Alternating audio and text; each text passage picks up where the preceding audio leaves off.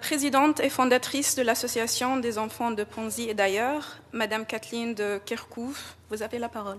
Merci. Alors, prendre la parole après vous, Najla, est très difficile.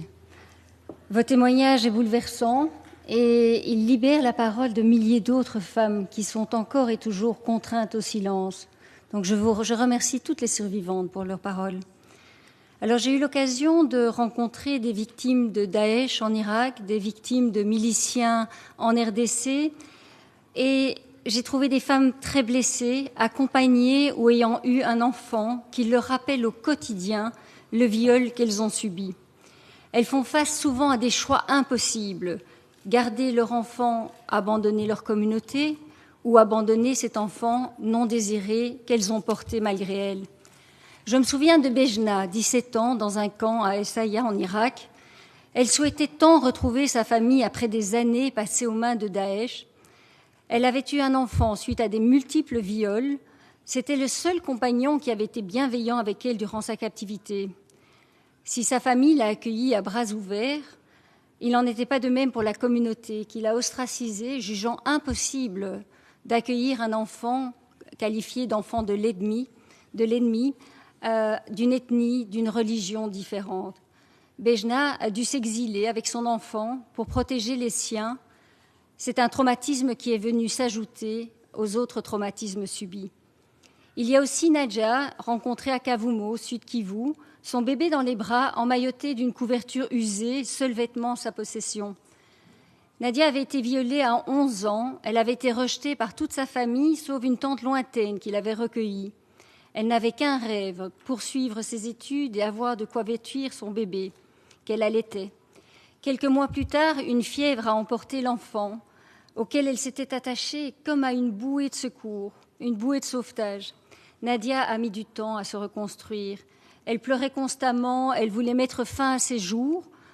Elle a été soutenue par notre programme et vit à présent loin de sa communauté. Elle se reconstruit en dehors de tout stigma. Alors ces récits d'enfants devenus mères, d'enfants nés de ces violences et bannis de la société sont très nombreux et ne peuvent laisser indifférents. Bien que certains enfants nés du viol puissent ne pas présenter de symptômes traumatiques immédiats, il est indéniable que les défis psychosociaux auxquels ils font face peuvent avoir des répercussions durables sur leur développement. Leur exclusion du système d'enregistrement des naissances basé sur la filiation paternelle est une injustice majeure qui limite leur accès aux droits fondamentaux tels que la santé, l'éducation. Cette situation doit être abordée avec urgence afin d'éviter qu'ils ne tombent dans un cycle de marginalisation et de criminalité. Il est impératif que des mesures de réintégration soient mises en place pour garantir leurs droits et leur protection et briser le cycle de la violence. Et c'est dans cette optique que nous avons fondé l'association Les Enfants de Ponzi et d'ailleurs, afin d'offrir une prise en charge holistique aux enfants, à leurs familles, à leur communauté. Nous formons des équipes de terrain à fournir des soutiens adaptés permettant aux enfants d'obtenir non seulement une identité légale, mais aussi sociale.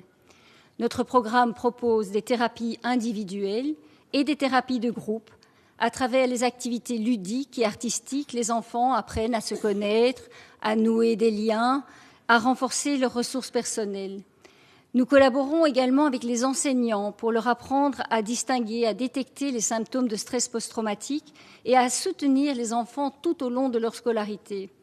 En outre, nous organisons des activités en binôme, maman-enfant, pour renforcer les liens d'attachement. C'est essentiel dans le processus thérapeutique pour renforcer l'attachement et l'appartenance.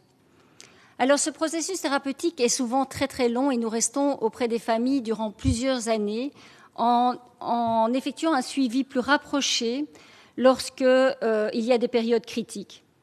Par ailleurs, nous organisons aussi des campagnes de prévention pour sensibiliser les communautés.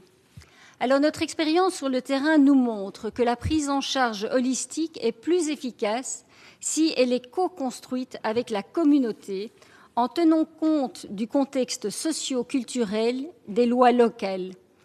Les défis en Irak et en RDC diffèrent. exigeant des approches adaptées aux spécificités de chaque communauté, car les croyances et les valeurs varient. Nous avons également observé que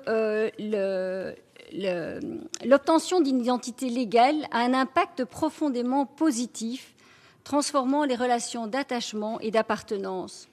La sensibilisation des leaders communautaires, des enseignants, des hommes de la communauté est primordiale. Il joue un rôle clé dans la pérennisation de nos programmes. Enfin, il est crucial de guider les familles vers l'autonomisation pour qu'elles puissent prendre en main leur propre avenir. Alors, ce travail que nous faisons n'est possible que grâce au soutien des affaires étrangères belges, de la fondation américaine MBMB et à de généreux donateurs privés. Malheureusement, le nombre d'enfants nés de violences sexuelles dans les conflits ne cesse d'augmenter et notre équipe est beaucoup trop sollicitée. La mobilisation collective est indispensable pour s'assurer qu'aucun enfant ne demeure invisible ou exclu et que tous puissent obtenir réparation. Si le traumatisme lié à leur conception et à leur naissance n'est pas pris en charge, il peut engendrer des effets durables, voire transgénérationnels. Ensemble, nous pouvons leur offrir une chance de construire un avenir meilleur. Je vous remercie.